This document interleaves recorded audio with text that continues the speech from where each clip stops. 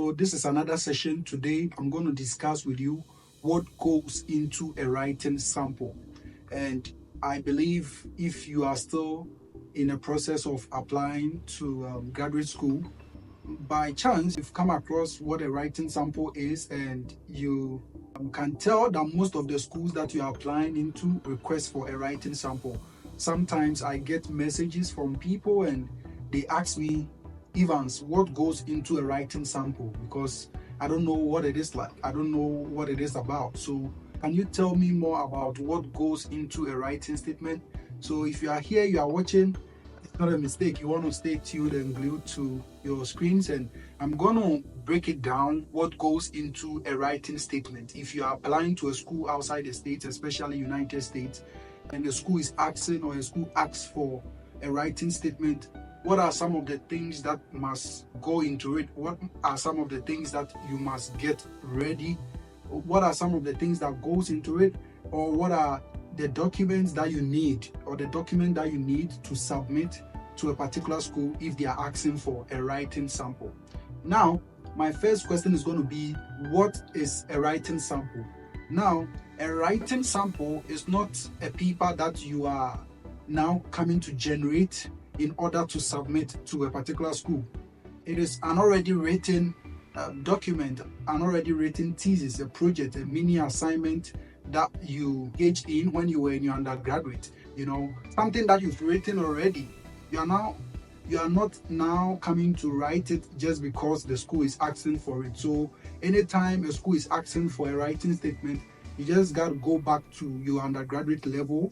Any project you did, it could be 10 pages, it could be 15, it could be 20 pages work or write-up that you did, and you are requested to submit that when you're applying for your graduate school. Most of the times, these schools are going to ask for certain specificities in these write-ups. So you always have to check with the school that you are applying into and see the requirement and what they want. During my time at UCC, I wrote a 60 plus pages like project or a thesis, let me put it that way, for my bachelor's. In Ghana, when I was about finishing my undergraduate degree, it was requested that I write a project for my undergraduate level. So I wrote almost 60 plus pages project work, and when it was approved and graded, that is when I could call myself as a graduate. That is when I could call myself as someone who has completed my 4 years bachelor's degree. So when I was applying to schools, I used that document. Anywhere that they requested for a writing sample, that is what I used. I used my 60 plus pages project work in my undergraduate level to apply to most of the schools. Now, one thing you have to know about writing sample is that it does not need to necessarily be related to the program you are going to do. It can be totally different, and it doesn't really matter. So like I said, you always have to check with the school what are the specificities that the schools are asking for.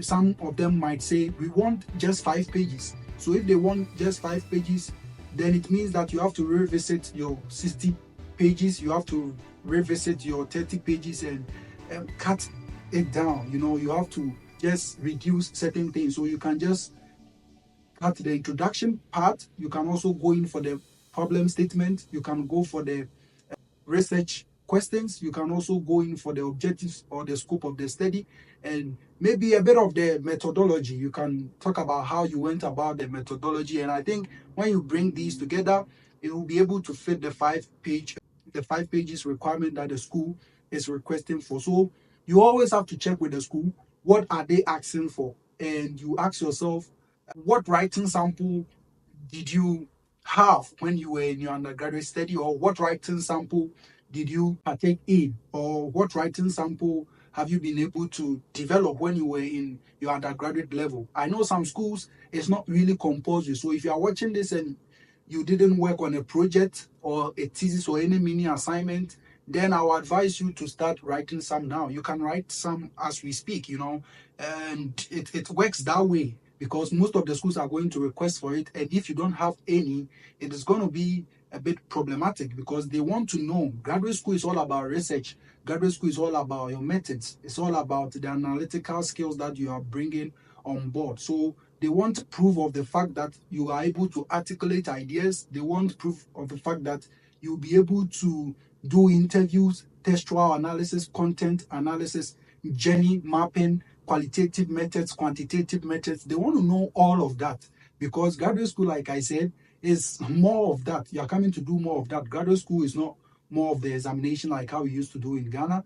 Here it's more about you finding gaps, you finding problems, and how you'll be able to solve them. And most of the times it goes deeper like that. So they want to know how good you are when it comes to critical thinking, analytical thinking, how you'll be able to construct certain sentences. So anytime you are producing or providing a writing sample or a writing statement, it's not the fact that maybe they are looking for how sharp and smart you are. That also counts, but what they are actually looking for is how clear, concise, and brief you are with how you went about your write-up and how you understand methods, how you understand gathering and collecting and interpreting data. Those are the major things that they are looking for anytime they ask for a writing sample. So this is just a short video to explain what goes into a writing sample whenever you are applying to a graduate school, especially in the United States. I don't know for Canada and UK, Australia, and other countries, but for US, most of the schools are going to request for it. When I was in Ghana, I applied to almost 16 schools and almost all of them requested for it. But sometimes it's very difficult to compress it to 5 pages because some of them will just ask for 5 pages. And those times I remember I sent code emails. I told them, mine, I have almost 60 plus pages and can I submit it? Because I'm finding difficult to compress. And some of them, they agreed. Some two are not going to agree. They want you to compress it because, you know, a lot of people are applying and they can't find time or they can't get time to just go through all of your 60 plus pages. So sometimes you just have to follow the requirements that they have given on their department website. So I hope I've been able to answer the question. If you have any other thoughts or any other questions, you can put them in the comment section and I'll be glad to answer. Bye bye.